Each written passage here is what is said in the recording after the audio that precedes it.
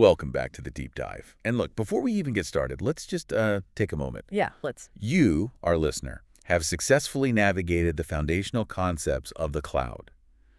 You've done the Cloud Practitioner Essentials. That's a huge accomplishment. It is. You have that initial certification, and that is some serious momentum. It is. It's a massive deal. It validates that you get the basics, the billing models, security, the core services.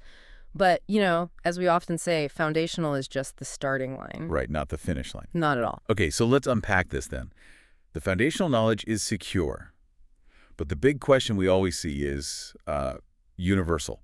It's what's next? Always. That Cloud Practitioner certification, the CLFC 002, it feels great, but really it's just the entry point, isn't it? It is. And the career ladder, well, it doesn't just go straight up. It branches out immediately. Ah, okay. And those next 3 rungs, the associate level certifications, they're so critical because the one you choose now, it really sets your professional trajectory. So today we're going to define those 3 paths. We are. We're going to explain why the depth and, the focus of each one matters so much, especially when you think about actual jobs out there. So we're moving from that general knowledge to, well, true specialization.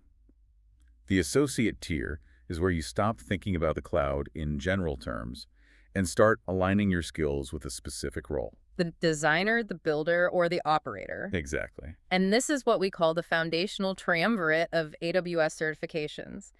These paths, they all require specialization. And, while AWS might recommend about a year of practical experience. Yeah, they always say that. They do, but intense focus and just getting your hands dirty, you can absolutely accelerate that timeline. Okay, so let's name them. What are those 3 associate certifications that define that next step up? Right. So the 3 main paths are, first, and this is arguably the most popular starting point, the AWS Certified Solutions Architect Associate. The SAA CO3. That's the one. Second, for those who are building software, it's the AWS Certified Developer Associate, DVA C02.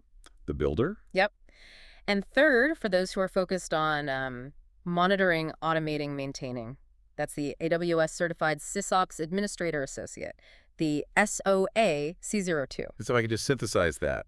The solutions architect, the SAA, that's kind of the generalist pass, but in a good way. In best way. It's about looking at a business problem and knowing exactly which services to piece together to build the best solution. That's the absolute crux of it. The solutions architect designs. They need a broad but also deep understanding of services like EC2, S3, RDS. The core stuff. The core stuff, and critically, how they all integrate to meet both functional and non-functional requirements. Wait, okay, you said functional and non-functional. I think that's easy to gloss over. Can you just quickly clarify that distinction? Because that's where the real architectural thinking starts, right? Absolutely. So functional requirements are the easy part. It's the app must store data or I need a web server. Simple enough. Non-functional requirements, or NFRs, that's the hard part. And frankly, that's why the SAA role exists. NFRs are things like, is the system secure? Is it highly available? Can it survive a failure? Is it fault tolerant? Resilient? And maybe the most painful one, is it cost optimized? The SAA isn't just picking services. They are fundamentally a risk manager. So the secret sauce isn't just knowing that S3 store data. You learn that in the practitioner course. Right. It's knowing when S3 needs a Lambda to trigger something, and how a VPC security rule locks that down, and which region to put it all in for resilience. Precisely. It's that cross-service integration, that mental model. That's what the SAA exam is really testing. And that's why it's so often the most recommended next step. Why is that? Because it forces you to think architecturally, which, it benefits every other role you might take on later. If you don't get the architecture, your job as a developer or an operator is just less effective, especially at senior levels. That distinction is so key. Okay, let's dive deeper then. Let's really distinguish these 3 roles, starting with the designer and moving to the builder and the operator. Let's do it. Let's break down the focus for each one. We've established the solutions architect, the SAA, is the designer. They translate business needs into technical blueprints. So if you like whiteboarding, solving big picture puzzles for a business, this is your path. Exactly. So now we move to the developer, the DVA, the builder. This path is really distinct because the primary focus is just hands-on code. Okay. You're using AWS services directly through APIs to build and maintain cloud-native applications. So what specific skills does the builder need that are different from the architect? Well, they have to be fluent in using the AWS SDKs, the software development kits, to talk to the cloud from their code. They get tested heavily on serverless. Like Lambda and API Gateway? Lambda, API Gateway, and how apps talk to databases like DynamoDB. The DBA doesn't just know what DynamoDB is, they know how to write the code to connect to it, to scale it, to manage sessions. So this is for people who just love getting into the application logic. You mentioned CI/CD before. Where does that fit in for the developer role? CI/CD, continuous integration and delivery, it's essential. Because cloud native means you're iterating fast, Constantly deploying. constantly. So the developer associate needs to know AWS tools like code commit for their source control and code pipeline to automate that whole process. From code chicken to production. The whole thing. They're building the factory that gets the code live safely and efficiently. Okay, so the architect designs the house, the developer builds the interior systems and wiring. That leaves us with the third leg, The SysOps Administrator, the SOA. the operator. The operator. Yeah, this person is the site reliability specialist. Their focus is on provisioning, operating, managing, automating, just making sure the environment is healthy and efficient 24/7. So the operator is the one preventing problems and reacting super fast when they do happen. Yeah, that's a perfect way to put it. Monitoring and logging are paramount. That means deep, deep knowledge of CloudWatch for metrics and alarms, CloudTrail for auditing. And automation, I assume. Oh, crucial. Using tools like CloudFormation or Terraform to define your infrastructure as code. I remember a SysOps candidate who failed a practice exam because they set up all the EC2 instances perfectly, Right. but they totally forgot to configure the CloudWatch alarms to monitor memory.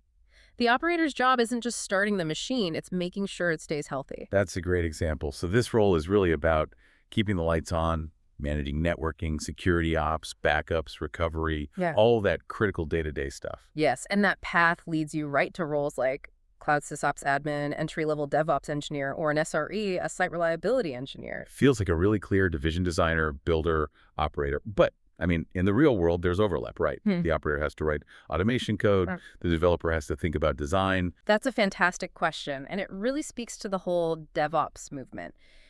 The SAA path is the best foundation because it gives you that holistic framework for security and availability. So give you the why. It gives you the why.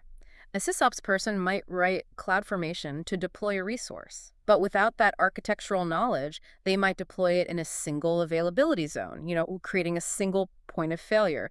The SAA makes sure you see the big picture first. That makes a lot of sense. Eh, So let's talk about the top of the mountain then. Once you get one of these associate certs, you've got some experience, the ladder keeps going. Right. Where do professional and specialty certs fit in? Right. So the professional certifications, they demand expert level knowledge. And the difference isn't just more information, it's complexity and ambiguity. So we're talking about the solutions architect professional or the DevOps engineer professional? Exactly. And what kind of complexity are we talking about? Well, we're way beyond designing a simple 3-tier web app. Okay, give me an example. You're dealing with really complex scenarios, like a massive enterprise migration. Picture this.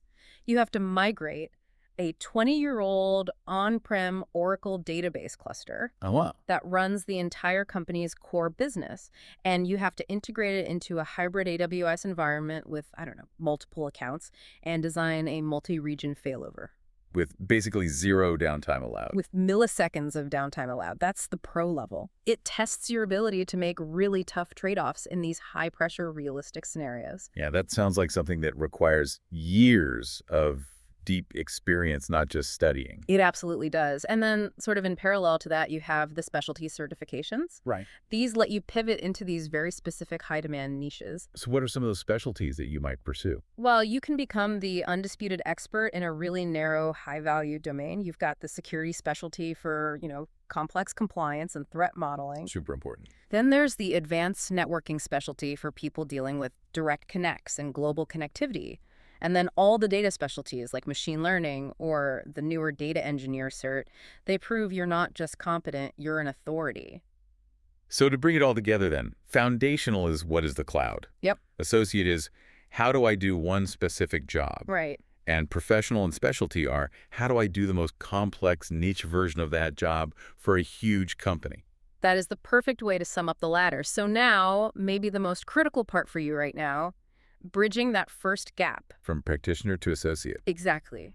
That Cloud Practitioner cert is your license to learn, but to pass the associate exams, you have to change how you study.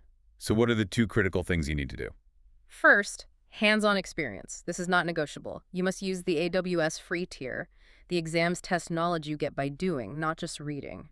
So when you study S3, don't just memorize the storage classes. No, go configure a bucket. Enable versioning, set up cross-region replication, create a lifecycle policy that moves data to Glacier. You have to do it. You've got to build real projects, not just follow labs. Exactly. Launch an EC2 instance, set up a VPC with a public and private subnet, configure a NAT gateway, and then try to securely access your private resources. If you don't get your hands on the console and start building and, frankly, breaking things, you won't pass. Okay, so hands-on is number 1. What's number 2? Number 2 is focus. You have to strategically choose the associate cert that actually aligns with your interests and your career. Right. If you're changing careers or you're a recent grad and you need that maximum flexibility, the Solutions Architect Associate, the SAA, it's still the safest, most flexible bet. Yeah. But if you're already a seasoned software developer, the DVA might be your fastest path to proving your cloud skills. The key is just strategic alignment. And the job market for these roles is just, it's booming. These associate certifications are what employers look for as proof of that applied knowledge. Absolutely. Getting one is a crucial investment if you want to pursue roles like cloud architect, DevOps engineer, or cloud security engineer. Yeah, for sure. The decision you make now really defines your path for the next few years. So choose your focus, dive deep, and above all, just keep building every single day. So we've detailed the 3 critical associate entry points: architect, developer, and SysOps. The designer, the builder, the operator. And we've mapped out how those lead to professional and specialty certs. And we noted that the solutions architect path is the one that's most recommended as a starting point because it forces you to, think architecturally, which benefits all the other roles. Right. And this raises a really important question for you to consider as you map out your next study goal. Right. If you decide to jump straight into, say, the developer or the SysOps path because you just prefer the hands-on coding or the operational side. Which makes sense. You're playing to your strengths. Of course. Yeah. But are you risking? Are you maybe missing out on those foundational, high-level design principles? The principles you'd need to advance to those senior professional level roles later on, where making architectural decisions is, it's everything. Something to mull over as you transition from cloud practitioner to cloud specialist. We'll catch you on the next deep dive.